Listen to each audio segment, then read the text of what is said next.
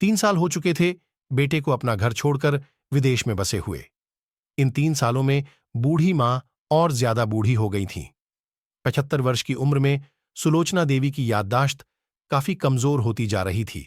उन्हें रोजमर्रा की चीजें याद न रहती, लेकिन जो उन्हें हमेशा याद रहता वह था उनका बेटा। दिन हो या रात, एक पल भी ऐसा ना होता जब उन्हें अपने बेटे की याद ना आती।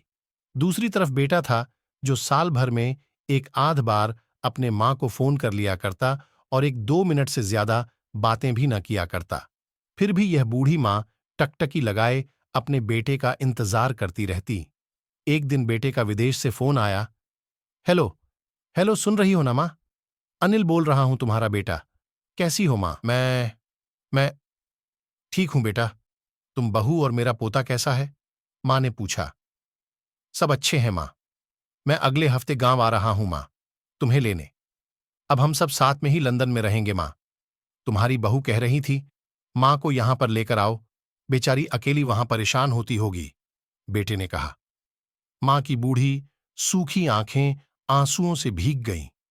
उसके कमजोर शरीर के नस नस में खुशी की लहर दौड़ गई। बेटे और बहू का अपने प्रति प्रेम देखकर मां का मन खुशी से भर आया। बेटे ने आगे कहा, मां तैयार रहना मां, मुझे ज्यादा दिन छुट्टियां नहीं है। जिससे जितने पैसे लेने हैं लेकर रखना, तब तक मैं प्रॉपर्टी डीलर से बात कर लेता हूं घर के लिए। घर के लिए? मां ने पूछा।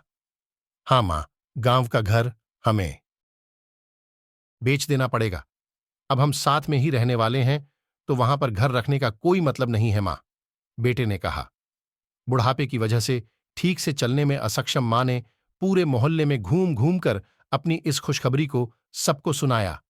सभी को खुशी हुई। सबको लगा मां जी के आखिरी दिन अपने परिवार के साथ खुशी से बीत जाएंगे। घर वापस आकर मां ने अपने घर के कोने कोने को ऐसे देखा जैसे वह अपने दूसरे बेटे को देख रही हो। देखे भी क्यों ना, उस घर को अपने बेटे से कम थोड़ी समझा था। अपने पति के साथ 40 साल यही तो बिताए थे, लेकिन अब मजबूर थी बुढ़ापे के आखिरी साल बेटे और बहू के साथ बिताना चाहती थीं। दिल पर पत्थर रखकर घर बेचने के लिए मां तैयार हो गई। आनन फानन में बेटे ने घर को आधे दामों पर बेच दिया। मां ने ज्यादा नहीं, लेकिन जिन चीजों से दिल लगा था उन चीजों को समेटा और बेटे के साथ टैक्सी में बैठकर एयरपोर्ट के लिए चली गई। एयरपोर्ट पर आकर बेटे ने मां से कहा, मां, तुम यहां बेंच पर बैठो, मैं सामान और बोर्डिंग पास की जांच कराकर आता हूं। वहां वक्त लगता है और खड़ा रहना पड़ता है, तुम्हें तकलीफ होगी, तुम यही आराम करो। मैं यूं गया और आया। मां बेंच पर बैठ गई और बेटा अंदर चला गया। काफी समय हो गया बेटा, वापस नहीं लौटा। मां सोचने लगी, ज्यादा भीड़ होगी इसलिए देर लग रही होगी। अंधेरा होने को आया, अब तो लोगों की चहलकदमी भी कम होने लगी। मां को अब चिंता होने लगी। एक कर्मचारी ने आकर पूछा, किससे मिलना है मां जी आपको? यहां पर क्यों बैठी है? डरती हुई आवाज में सुलोचना देवी बोली, मेरा बेटा अंदर सामान की जांच कराने गया है, लंदन जा रहे हैं हम। क्या नाम है मां जी आपके बेटे का? कर्मचारी ने पूछा। अनिल नाम है मेरे बेटे का, सुलोचना देवी ने बताया। कर्मचारी अंदर गया और थोड़ी देर बाद बाहर लौटा। उसने सुलोचना देवी से कहा, मां जी, लंदन जाने वाली फ्लाइट तो दोपहर में ही जा चूकी है और आपका बेटा भी उस फ्लाइट में बैठकर लंदन जा चुका है। अब आपके यहां बैठने का कोई मतलब नहीं है, आप भी अपने घर चली जाइए। क्या जा चुका है और मैं घर जाऊं? घर? मां की आंखों से आंसुओं के सैलाब उठने लगे। जैसे तैसे मां घर पहुंची, जो अब उसका था ही नहीं, बिक चुका था। वो वहीं बरामदे में तुलसी के पास सो गई। घर के नए मालिक को उस पर दया आई तो एक कमरा किराए से उसको दे दिया। पेंशन के पैसों से खाना और किराए का बंदोबस्त हो जाता था। दिन बीतने लगे।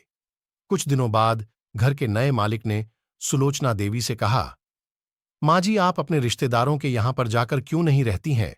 इस उम्र में आपके लिए वही अच्छा होगा। अच्छा तो होगा, लेकिन अगर मेरा बेटा वापस आया तो उसका ख्याल कौन रखेगा? मेरा बेटा बहुत भोला है, उसे अपना ख्याल रखना बिल्कुल नहीं आता।